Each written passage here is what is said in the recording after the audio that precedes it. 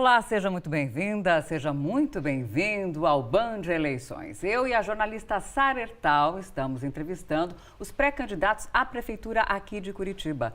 Hoje, nosso entrevistado é o pré-candidato do PSB, Luciano Dutti. Seja muito bem-vindo, candidato. Obrigado, Alessandro. Obrigado, Sara. Parabéns pelas entrevistas que vocês vêm fazendo. Obrigada muito importante para a democracia. Obrigada pela presença, candidato. O senhor foi prefeito por 2 anos e meio, né? O senhor era vice do Beto Richa, o Beto Richa foi para o governo do estado, o senhor ficou 2 anos e meio à frente da prefeitura.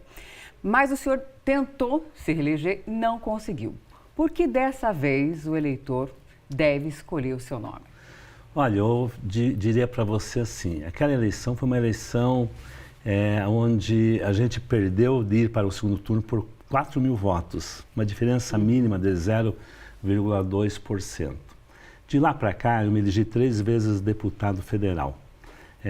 Ganhei muita experiência ao longo desse período de quase 12 anos, agora como deputado federal, e aprendi, me sinto muito mais preparado do que estava em 2012, até por todo esse conhecimento, por conhecer os caminhos de Brasília, saber onde nós temos possibilidades, onde nós temos recursos para trazer para a nossa cidade e para fazer uma grande transformação.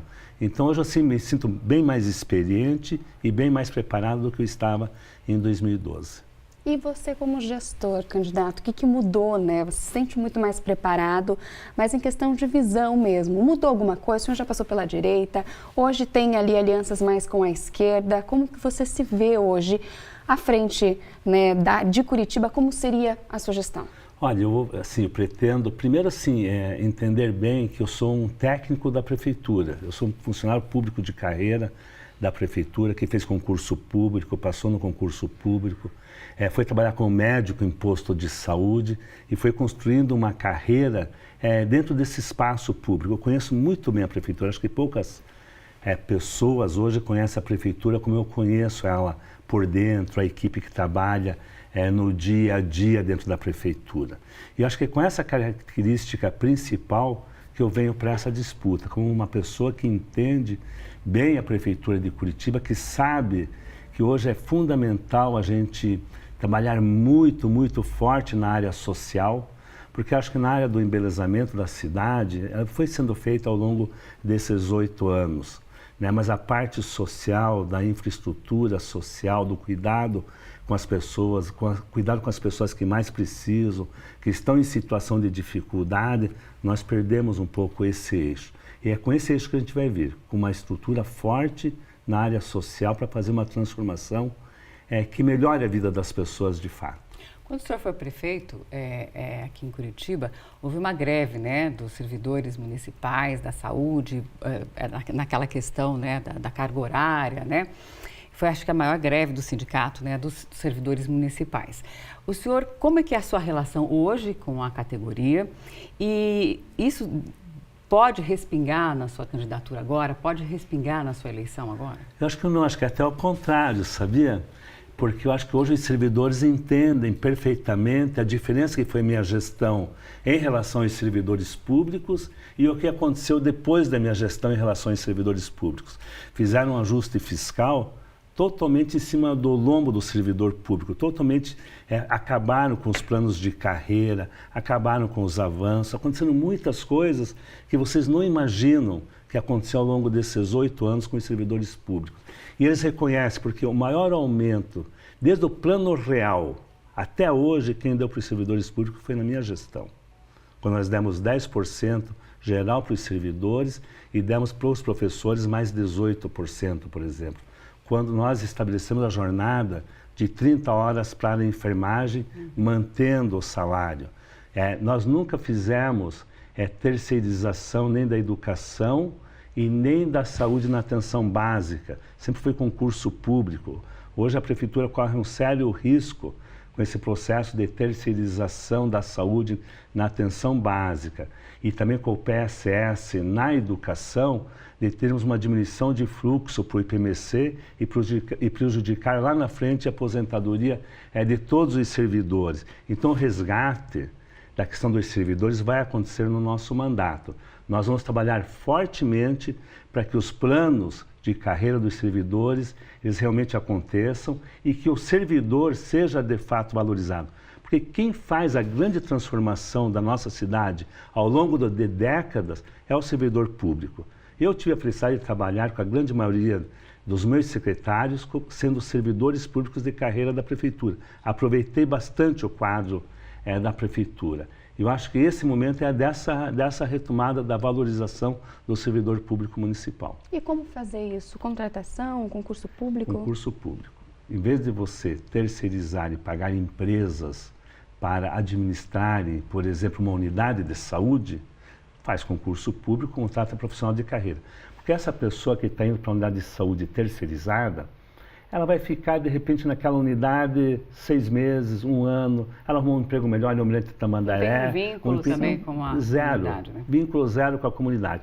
Enquanto isso, a gente ontem estava numa reunião com o pessoal da saúde lá no Boa Vista. Pessoas que estão há 10 anos numa unidade de saúde chamada Barreirinha, por exemplo. Ela está há 10 anos lá trabalhando, vacinando as crianças. Já conhece todo mundo, quem vai lá é outra coisa. Né? Agora estão acabando com o programa de agente comunitário de saúde. Nós tínhamos 1.400 na minha época. Agora nós temos menos que 400. O agente comunitário de saúde é aquela pessoa que vai na casa das pessoas todos os dias, visita, conhece todo mundo pelo nome, as pessoas convidam para entrar em casa, para tomar um café, né? Mas ela vai lá para ver. Escute, deixa eu ver a carteirinha de vacinação, você está em dia. Uma relação mais próxima, né? Tudo mais próximo. Você está indo lá medir a pressão, está cuidando da diabetes, está indo fazer o programa Mãe Curitibana. Então, assim, são vários assuntos que você trata direto dentro da casa da pessoa. Então, isso dá uma diferença muito grande. A questão da educação também, você vai pegar o PSS, tem o maior respeito para os professores que estão pelo PSS. Porque eles estão lá não é porque eles querem, por uma necessidade e porque o governo, a prefeitura, não faz concurso público. Então ele vai encontrar a oportunidade de trabalho dele no PSS. Só que ele não tem garantia nenhuma segurança. Ele vai ficar lá um ano e pouco e vai embora daquela escola. E não criou nenhum vínculo com aquela comunidade, com aqueles alunos, com aquela família. Ele não conhece a realidade de cada criança, onde que ela realmente mora, quais são as dificuldades que aquela família está passando. E quando você tem um professor de carreira, que está lá há 15 anos naquela escola, ele já conhece toda a realidade, já viu aquele local se transformar ao longo dos anos, né? Então, acho que isso faz muita diferença para a qualidade do serviço que é prestado à população e a relação da prefeitura com as pessoas. E as pessoas também reclamam muito da questão da fila de espera, né, para uma consulta. Se o senhor for eleito, como é que o senhor pretende agilizar esse atendimento? Olha, nós temos hoje uma falta de transparência total na fila.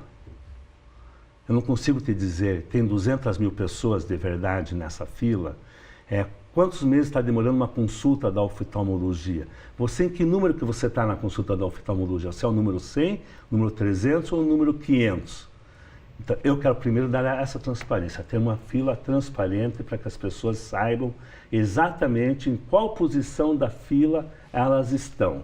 E que elas possam estar checando para ver se alguém passou na frente dela, se não passou, qual que é o resultado de tudo isso. E em cima dessa fila, a gente estabelecer de volta os mutirões que a gente sempre fez e fez muito bem, enquanto você não consegue dar um fluxo adequado no atendimento. Mas nós vamos ampliar coisas que fizeram, que diminuíram os centros de especialidades. Em Curitiba, que nós investimos bastante nos centros de especialidades regionais, que hoje praticamente estão sendo extintos, né? E buscar em parceria com os hospitais que nós temos na cidade, com as clínicas que nós temos na cidade. Hoje nós temos clínicas que fazem ressonância, tomografia, que nós temos uma fila grande e que praticamente estão ociosas no período noturno, que você pode fazer parceria para reativar esse tipo de situação e colocar nesses contraturnos de fluxo, porque a máquina está ali, entendeu? O senhor faria isso? É o que o senhor vai fazer? Isso. Total, vou fazer isso.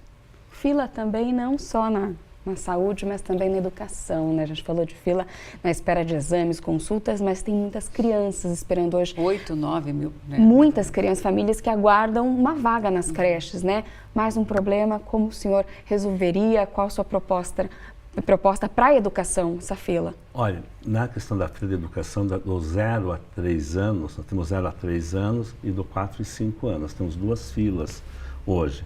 Uma com aproximadamente 7.500, 8.000 crianças.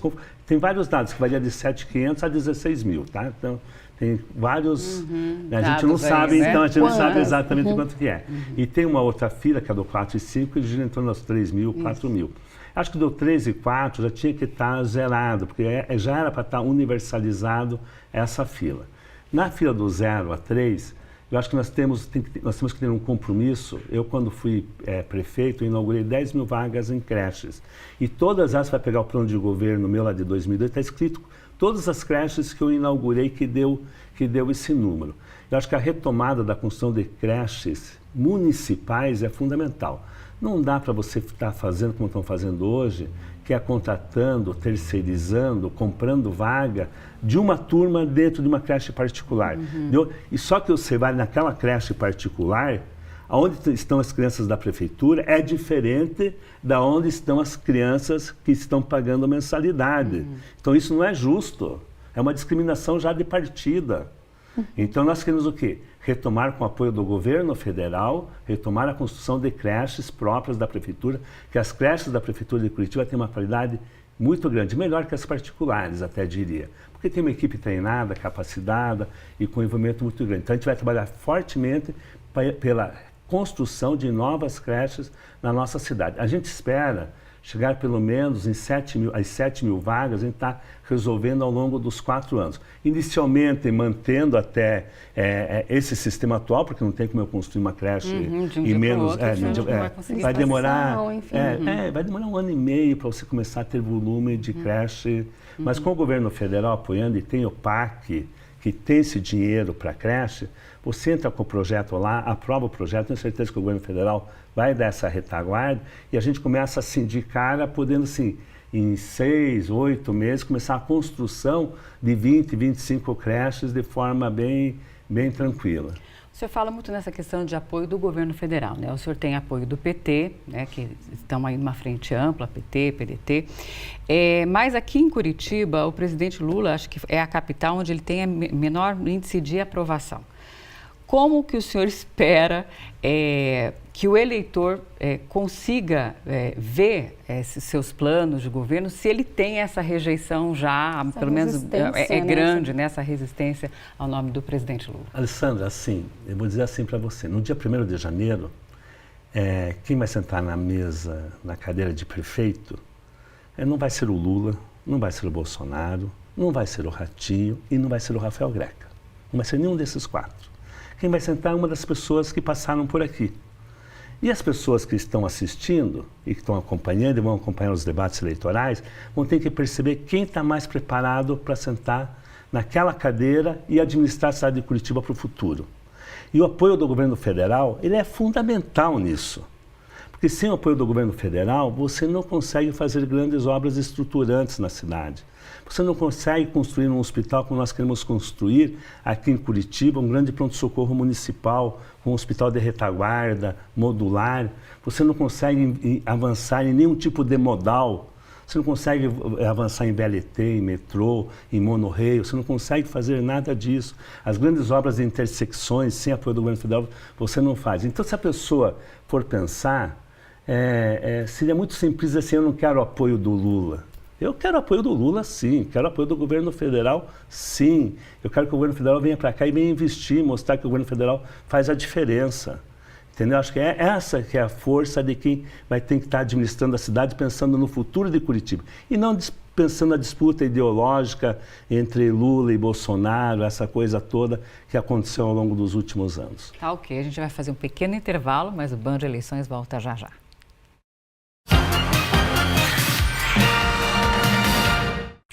Estamos de volta com o Band Eleições, hoje entrevistando o candidato do PSB, Luciano Dutti.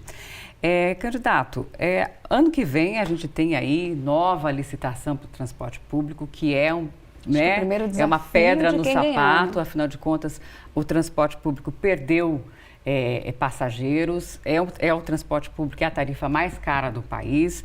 O que o senhor pretende fazer se eleito? Olha, é um desafio grande. É um desafio grande a ser feito.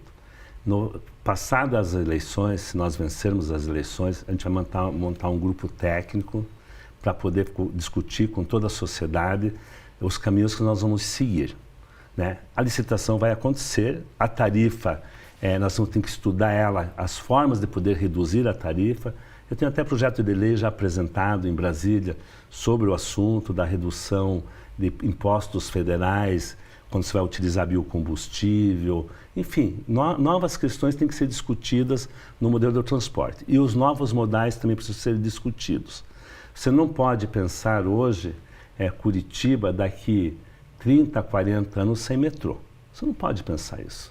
Você pensar que você vai para a Fazenda Rio Grande, que você vai para Piraquara, para Pinhais, que você vai para Tamandaré, Rio Branco, para São José, de ônibus. Você não tem corredor para fazer isso, você não vai conseguir nem se deslocar daqui 30, 40 anos. Então, a primeira coisa que eu vou fazer, eu vou pegar de volta o projeto do metrô, que está pronto. Você vai voltar? Vou voltar, vou pegar o projeto do metrô, vou enfiar debaixo do braço e vou lá falar com o presidente Lula. Se vai dar certo ou não vai dar certo, eu não sei. Mas eu tenho obrigação como prefeito de tentar fazer isso para o desenvolvimento da nossa cidade. Como a mesma questão é a questão desse novo eixo e um novo modal da linha aeroporto São José, Curitiba, via Avenida das Torres, Comendador Franco, não via Boqueirão. Porque esse eixo não existe em Curitiba ainda. O do Boqueirão já existe. Então eles querem fazer no Boqueirão porque já está resolvido o número de passageiros. Mas não é isso, tem que pensar lá para frente. Pensar para frente, é por isso que o viaduto é estaiado, inclusive, era nesse pensamento futuro lá em 2012. E nós vamos retomar isso também, porque ele é fundamental você estabelecer esse novo eixo, porque esse novo eixo ele atravessa a linha verde e você pode abrir ele para os dois lados também. Então você tem que começar a pensar isso. Você tem que pensar na redução da tarifa, tem que pensar na questão da ciclomobilidade e na questão do combustível. Tá? Estamos falando muito em ônibus elétrico. O ônibus elétrico é caríssimo, vai aumentar o preço da tarifa mais ainda, porque alguém vai pagar por aquele ônibus, elétrico, e vai ser o passageiro. Né? Então, assim, nós temos que pensar em novas alternativas. Nós temos o biocombustível, que a gente pode fazer uma grande transformação na emissão de gases de efeito estufa em Curitiba rapidamente. Tá? É só lavar o tanque do combustível, lavar os bicos e colocar biocombustível dentro e diminuir mais de 80% a emissão de gases de estufa. Isso gera crédito de carbono, isso pode impactar, se você conseguir acreditar isso, na redução da tarifa com esses créditos de carbono. Então, nós vamos trabalhar fortemente nessas mudanças todas na relação da questão do transporte coletivo. Trabalhar tarifa, trabalhar modal, trabalhar eixo e trabalhar principalmente a questão de um novo modelo. Se o senhor for eleito, não aumenta a passagem? Não vou dizer que não aumenta a passagem, eu não consigo falar isso agora, assim, seria um compromisso muito fácil de fazer na televisão, numa pré-campanha, mas vou tentar não aumentar a tarifa e principalmente implantar novamente a tarifa domingueira no mês de janeiro do ano que vem. Tarifa zero? Tarifa zero é uma discussão. Uma possibilidade. Não, tarifa zero é uma discussão muito grande, sabe, complexa. As pessoas sempre tentam simplificar. Tarifa zero não existe. Ela existe uma tarifa, é 8,50 hoje. O passageiro não pagar, né? Mas hoje a tarifa é 8,50. Tarifa de verdade. Sim. O passageiro paga 6, tarifa 8,50. A tarifa zero, ela é possível, tá? Ela é possível. Tem que mudar as leis hoje que regulam essa situação. Inclusive a lei do Vale Transporte tem que ser mudada daí. Então tem que mudar muitas leis para você criar um fundo nacional, um fundo estadual e um fundo municipal de mobilidade urbana. Então isso é uma coisa que eu entendo bastante, até porque eu já direi isso no SUS, já em outras partes a gente já conhece bem essa dinâmica. E é possível fazer. É só o governo federal topar fazer isso, a legislação nacional mudar, a estadual mudar, criar os fundos e as receitas virem para esse fundo. Eu acho que é uma coisa que tem que ser pensada, sabe? O senhor não descarta? Não, de jeito nenhum, de jeito nenhum. Não, pelo contrário. É uma coisa que eu tenho muita vontade. Inclusive eu pedi, o meu partido pediu para eu ser relator de uma comissão especial em Brasília, porque tem uma PEC da deputada Irundina que trata desse assunto. Eu quero ser o relator. dessa PEC, porque é um assunto que eu tenho um domínio técnico muito grande sobre isso.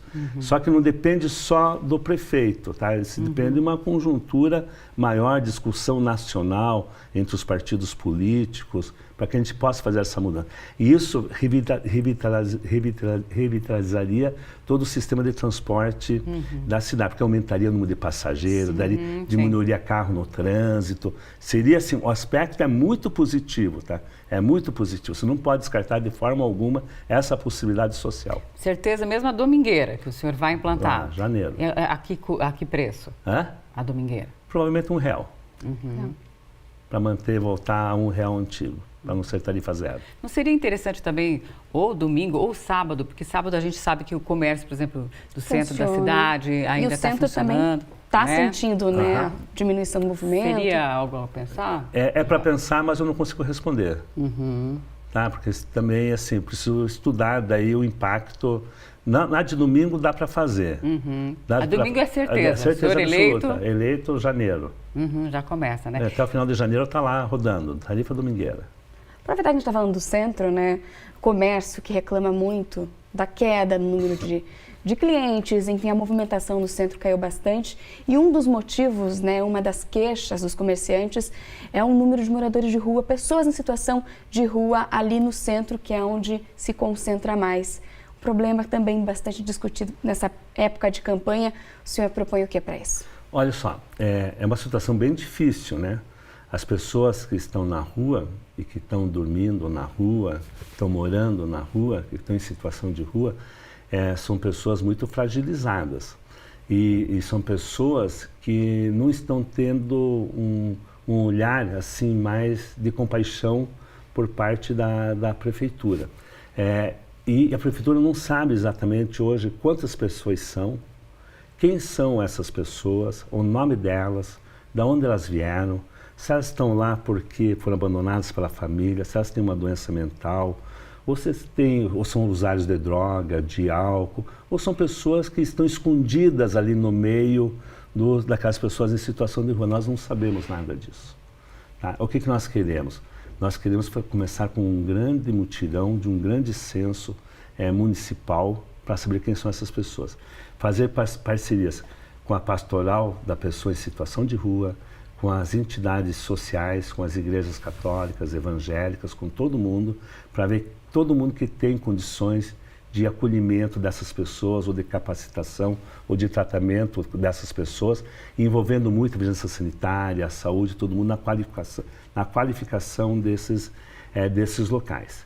Transformar a FAS em Secretaria Municipal de Assistência Social e Cidadania, para realmente implantar o SUAS em Curitiba, seguindo as normas como é o SUS, como são os outros sistemas organizados, também fazer com que essa secretaria assuma essa responsabilidade de organizar toda a área social de Curitiba.